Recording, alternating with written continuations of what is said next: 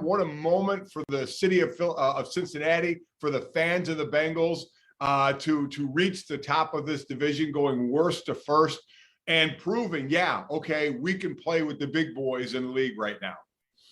And an incredibly difficult division, top to bottom playoff contenders, and it required beating the Kansas City Chiefs to nail it down. They still could have not won the division at all. One of the other teams still could have taken it. It required a playoff caliber effort from Joe Burrow and company to get there. And to put Zach Taylor's emotion in perspective, Mike, it was the Monday after the end of the regular season last year that the Bengals, in the face of rampant rumors that Taylor was going to be fired after only 2 seasons as the head coach, they had to issue a statement. And I can't remember another time where this happened, where a statement came from a team saying, we're not firing our coach. And they didn't, obviously, and it's worked. And, you know, at the start of the season, it felt like they were going to slip into dysfunction again. We're so used to it from the Bengals. There were questions about Joe Burrow's knee. Was he mentally ready to go out there and plant that left leg in the pocket? You know, Carson Palmer went through that 15 years ago after he tore his ACL, and Burrow has never seemed like a guy who's recovering from a torn ACL. He's gotten better and better. Jamar Chase, if you don't double cover him all the time, Kansas City Chiefs, he will destroy you. That's a lesson to anyone that faces the Bengals from now until the day Jamar Chase retires. You've got to double cover him all the time, or he's going to do to you what he did yesterday. I can't believe the Chiefs never pivoted away from their, we'll just put one guy on him strategy. Yeah, unfortunately, Charvarius Ward is going to have a lot of nightmares about this game and just getting beat, straight down the sideline. Good coverage sometimes, but, I'll take, Jamar Chase in these one-on-one situations, even T. Higgins at time as well. Those are the plays down the sidelines. Then you see that play where it's a short route and he does the rest just running away from everybody. Listen, we can go over the stats of what Burrow did and what Jamar Chase did and what the future of this team. But what I love most about this team, and this is a team I covered on the Thursday against Jacksonville when early in the season, when they were down 14-0 at halftime and getting booed off the field at home in Cincinnati because the fans were like, here we go again. We show a little bit of promise and then we look horrible. Well, they ended up winning that game and winning and putting themselves in good position. But the question was always going to be, okay, can you win consistently? And then can you beat one of the top contenders? Well, now they proved that after this win. And I still love the attitude of Joe Burrow. Those fans in Cincinnati, they have lived through agonizing years. And Joe Burrow has doubled down on it by saying, hey, we don't care. We expect to win these games. We don't care what the past was. These guys weren't born when a lot of it was happening way back when. We're going to make a new history here in Cincinnati, and they have the young guns that can do it. So they while they flinched a little bit, they have not flinched enough to now win the division and go take the next step in becoming a winning team, and that's do it consistently. Don't do it every now and then look bad and have everybody say, well, there's the old Bungles again. They're going to screw it up. They just can't get out of their own way. This team has the attitude that we're not the past team. We understand it wasn't great here, but we're kind of the new right now. And man, you see it with the young players. They have nothing more they can do, but really just continue to build up. No connection whatsoever to the ugly history in Cincinnati, dating back 30-plus years since they even won a postseason game. That narrative would hover over the Marvin Lewis Bengals every year they got to the playoffs, 2011 through 2015. Remember, it was every year, and the pressure was on them. It was 2015 when they had the game won, and it all kind of disintegrated on a rainy night in Cincinnati against the Pittsburgh Steelers. But that's all gone now. There's only one guy who was even on the team other than punter and long snapper, C.J. Uzomah, the only guy that was on one of those Bengals teams. Everything's new since then. These guys don't care about it. Joe Burrow's attitude, absolutely right on the money. Those are all things from the past. We have a new standard here. Swept the Steelers, swept the Ravens, beat the Chiefs at home when the Chiefs were riding an 8-game winning streak. That is significant. And also, Mike, from a consistency standpoint, as they get closer to the postseason, what they did yesterday was very significant because they had been in this weird cycle of 2 wins, 2 losses, 2 wins, 2 losses, 2 wins. So, under that pattern, it was time to lose. a very high-level analytics-driven pattern. It was time to lose.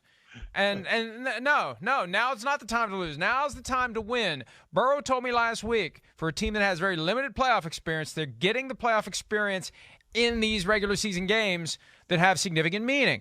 How much confidence did they derive for whatever they face in the postseason by beating the Chiefs, the hottest team in the NFL? They went toe-to-toe with the Chiefs, fell behind, came back, won the game. That propels them into whatever may come when it's time to figure out the draw in the wild card round and beyond.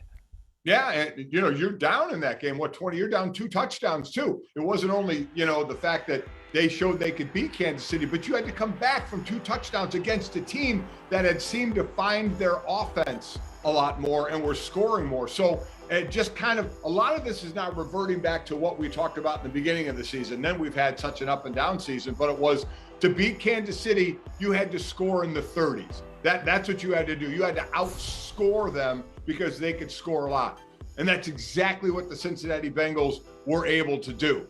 The ending was certainly a little different to me. I mean, I think I was stunned, and and Twitter, you get the instant results there of why don't they kick? And obviously they're not kicking because they don't want to give Mahomes the ball back. But boy, what a couple of breaks they got. When it was 3rd down and 1, their left guard moved. I mean, they got an absolute gift there. It should have been 3rd and 6 on the goal line, but it was 3rd and 1. They didn't call it. It goes to 4th and 1. They get the offsetting penalties. Then they get the holding call in the end zone. And, they kept doubling down, saying they're going to go for it because they didn't want to give the ball back to Patrick Mahomes. It was, and on the Chiefs side, they were pretty livid about, they ended up with 10 penalties in this game, pretty livid about everything. But that was a very, very interesting ending to a game that turned out to be such an incredible game for Cincinnati to come back from 2 scores down to a very, very wild ending on the goal line. But, it is important, and this is one of the factors that you have to include in the analysis of whether to go for it or kick a field goal. How much time is left? Who is the opposing quarterback when you give the ball back to the other team? And a point Michael David Smith of PFT made last night, and it bears repeating. One of the realities of going for it on 4th down, if you're going to throw the ball, there's a chance you're going to draw a 5-yard penalty and an automatic first down. Now, obviously, in that setting, it's not 5 yards, but the automatic first down is what matters. Late in a game like that, to have the ability to then milk it down to no time on the clock, even shorter than the old school extra point when they snapped from the 2, that's the walk-off win that you want, where you don't have to worry about Patrick Mahomes doing anything. You're always better off if Mahomes is on the sidelines, and the Bengals played that to perfection. And they're going to be dangerous. They're going to be a factor. I've said all along, I want teams in the playoffs that are going to be capable of winning in the playoffs. And the Bengals proved yesterday, we've seen from time to time they're capable of a clunker, but they're capable of beating anyone. With that young talent that they have, they're capable of beating anyone in the AFC. They could get to the Super Bowl. They have to be taken seriously. As weird as that may sound, and this franchise has been to the Super Bowl twice before, so it's not some alien concept like the Browns making it, but the Bengals have to be taken seriously, Mike. No, they do. And I think, they have obviously a pretty solid running game with Mixon, though they passed a lot more than they ran yesterday.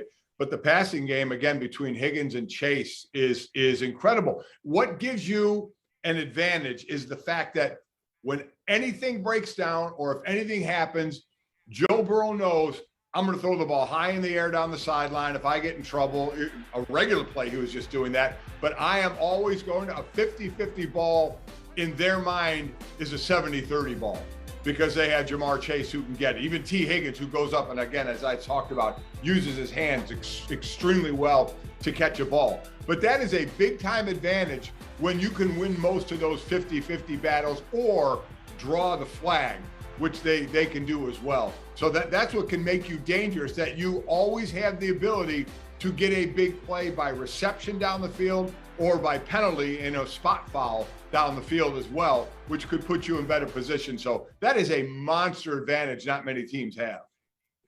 Between Jamar Chase and T. Higgins and Tyler Boyd, an incredible three-deep array of receivers to go along with Joe Burrow and Joe Mixon, young stars. And we played the clip earlier. If we can cue it up again of the touchdown from Jamar Chase, the catch and the run. And I want to call for a freeze frame as we're doing it, because there was a moment there that this is nothing you can coach.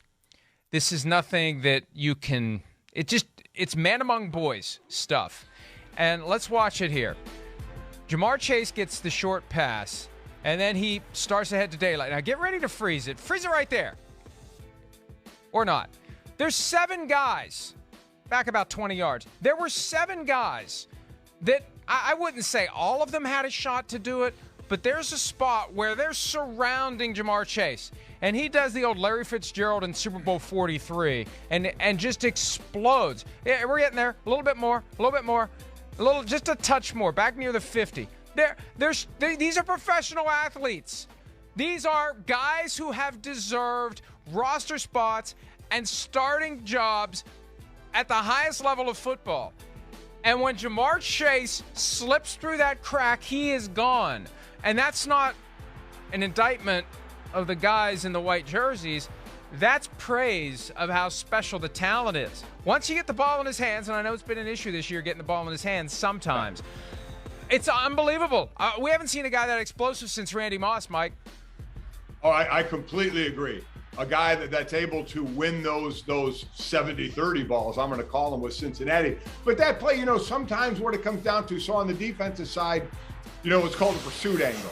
To cut off a guy's angle so he just can't straight line speed you and beat you. But that's what Chase did, where he ended up making one move. It's like you make that one move, you have vision like a billiards table. You're not looking at the ball you're shooting at, but you're looking at the next shot. You're not necessarily, I've heard running backs talk about this. I'm not looking at the guy that's about to tackle me. I'm looking beyond him because I'm going to make that guy miss and know where I'm going next. Well, you see the move by Chase, and then it was all straight ahead running. There were no more pursuit angles to even hit. Then it comes down to, that's when you take into consideration what a guy runs a 40 in, at the combine, how fast his straight ahead speed is, which still can be different in shorts and a t-shirt, as opposed, there are some guys that aren't that fast in shorts and t-shirts, but they play a lot faster on the field. That was just flat out speed. Once you were going straight ahead, he made that move and everybody was running straight. Pursuit angles were gone. And now it was just, okay, who's the fastest runner out there? And obviously it was Jamar Chase just running by everybody. Hi, I'm Mike Tirico, and thanks for watching. Make sure to hit subscribe for the latest news and highlights from NBC Sports.